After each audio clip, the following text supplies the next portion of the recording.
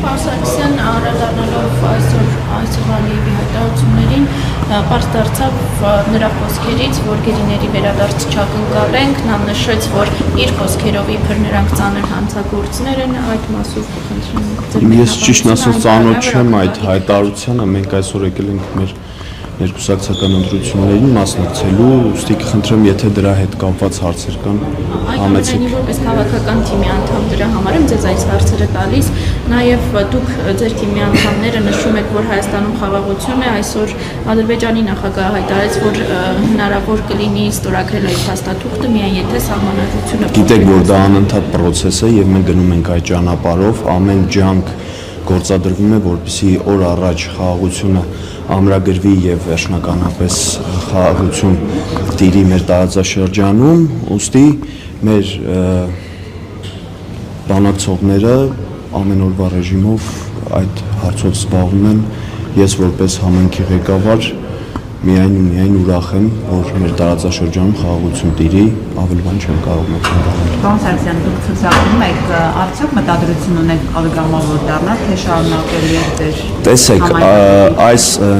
ներկուսակցական ռեյտինգային ընտրությունները առաջին հերթին նրա մասին են, որ մենք պարզենք մեր կուսակցականների կողմից մեր հանդեպ վստահությունը։ Ձեզ ինչի համար պետք է ընտրի ձեր կուսակից որևէ անդամ։ Ես չեմ կարող ասել ինչի համար պետք է ընտրի, դա շատ լավ հարց է, դա իրենք են ընտրողները պետք է մտածեն, շատ երկար մտածեն, ում ինչի համար, ինչ արժանիքի համար, որ արած լավ գործի համար պետք է ընտրեն։ Օրինակ արժի ձեզ ընտրել, որ դուք բոլոր հակաեկեղեցական, հակավեհապարի հետ կապված գործընթացներում ակտիվ մասնակից եք։ Արժի թե չարժի, իմ կուսակցական ընկերները թող որոշեն։ Ցանկացած իմ արած քայլի համար, իմ սայթակումների համար, իմ ձեռքբերումների համար, թող որոշեն իմ կուսակցական ընկերները։ Դա արդեն իմ ներքին համոզմունքն է, չեմ կարող բարձրաձայնել։ Չեմ ընտրի 274 հոգուց 224 հոգու, որովհետև հնարավորություն ունեմ բարև ձեզ ընտրելու 50 հոգու, ոչ ավել, եթե ավել կամ պակաս ընտրեմ, անբավեր կլինի իմ ընտրությունը։ Պարոն Սարգսյան, երբ որ մասիսում ենք Նիկոլ Փաշինյանն այդ օրը պատարագի էր, դուք վստահեցրեցիք, որ որևէ մեկին, թե համայնքի ղեկավարներին, վարչական շրջանների, թե համայնքապետարանի աշխատակիցներին չեք ստիպում գալ եւ պատարագի մասնակցել, խոսքը այդ օրվա մասին է, նրանք մշտապես գալիս են։ Օրինակ նախորդ Կիրակի ես այցելել եմ Մասիսի եկեղեցի եւ ձեր նշած որևէ մարդկանցից մեկը վարչական ղեկավարներից եւ այլն չկար։ Հետեւաբար դուք այդ օրը ըստ էության վարչական ռեսուրս կիրառելով էիք այդ մարդկանց բերել պատարագի։ Իրենք ձեր գնացած օրը այլ եկեղեցիներում են եղել, իսկ դուք բոլոր եկեղեցիներում հասնում եք օրվա ընթացքում շրջել, բարձելու համար։ Մասիսի եկեղեցում ասում Դե մենք հիմա վեդիից ենք, պարոն վարչապետը գալու էր Մասիսի եկեղեցի, ես որպես համայնքի ղեկավար թիմի անդամ լինելու էի Մասիսի եկեղեցում եւ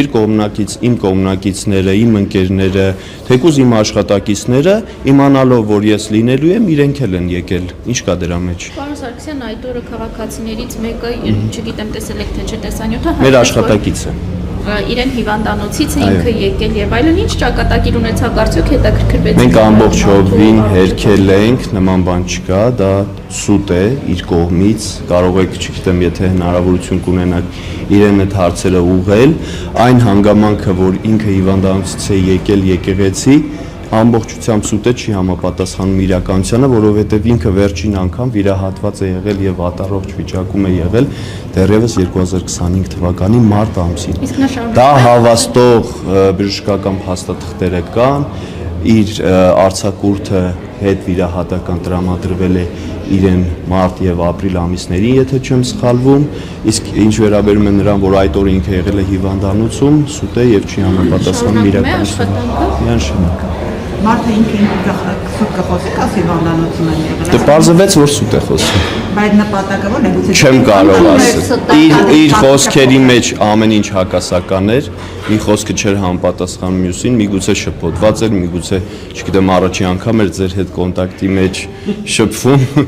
ամեն ինչ հնարավոր է։ Դուք ամեն դեպքում չեք պարտադրում, որպեսզի ներկայանան այդ օրերին Ոչ, քաղաքացիներին։ ես ինչպես ասել եմ իմ խոսքում, նույնը պնդում եմ, որևէ մեկին ստիպողաբար կամ նրան ինչ որ սպառնալով այդտեղ ոչ մեկ չի բերել։ Դա միանշանակ այդպես է։